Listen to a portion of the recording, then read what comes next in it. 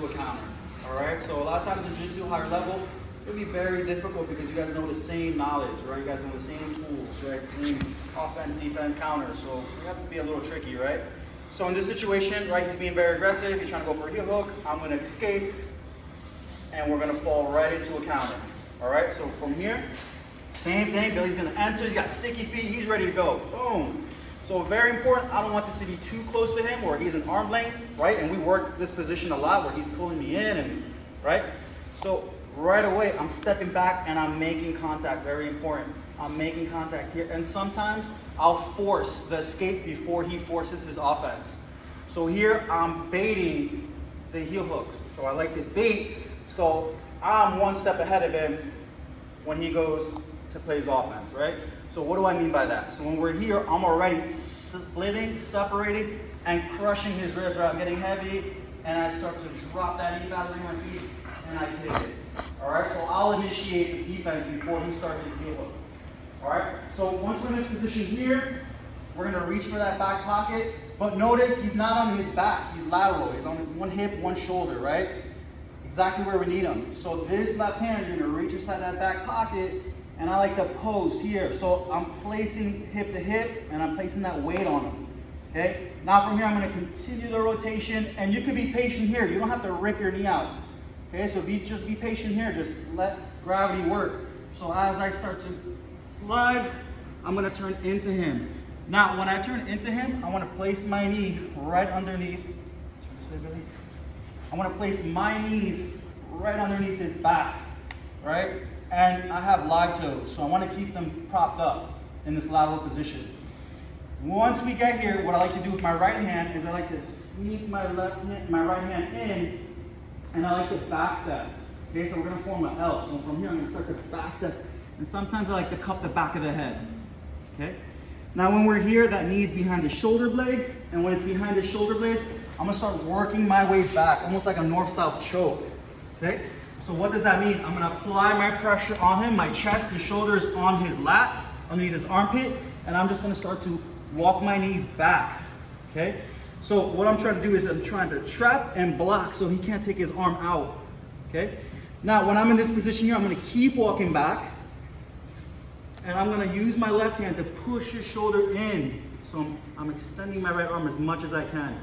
Now from here, gable grip. How am I gonna gable grip? This thumb is pointing up, and I gable grip from here.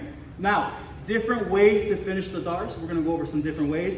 If you have trouble threading, you can always go for a short gable grip. Okay, so what I mean by that, you could just go almost into this butterfly grip from here and start to squeeze and work that finish. So you don't need it fully locked. And again, the blade, this blade is right underneath Billy's carotid artery. Okay, I don't want it to be flat, I want it to be activated. So over here, I'm packing the shoulder and I'm extending. So as I pack, I extend here, I gable grip, and I go right into this butterfly here. And I use my left elbow to pinch his head in, and I squeeze. So I'm using my left elbow to pinch his head in, and I squeeze that blade going up, all right? So that's that short Darce. We're gonna go for that full extension, the next Darce, where it's that rear naked choke grip, right? And when I lock it in, here's a very important tip. I like to overreach. So I'll extend and I'll overreach my tricep here. Okay, I don't want it to be short here, so I like to crawl and overreach over my tricep. Now with this, I'm gonna crawl, crawl, crawl, crawl, crawl. Again, same technique, I'm pinching my elbow in, and I finish. All right, so, sorry, one more time. Take it slow here. We're not going 90 miles an hour. We're just gonna step back, just work nice and slow here. Again, apply your weight, and just try to be first. Here, as I cut the corner, I prop, and I use my right hand to reach. Left hand comes back, I back step, and I control. Now from here, I'm dropping my weight, and I'm walking back. You could stay on your knees here, and I'm on my toes. Okay, if my toes are dead, if he starts to move, I'm gonna be delayed. So I'm always on my toes here, and I'm driving this pressure down here.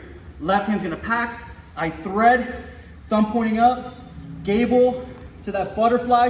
I use my left elbow to pinch, and I'm scraping. So here, one, or go for that rear naked choke. I overreach I start to crawl, squeeze, and finish.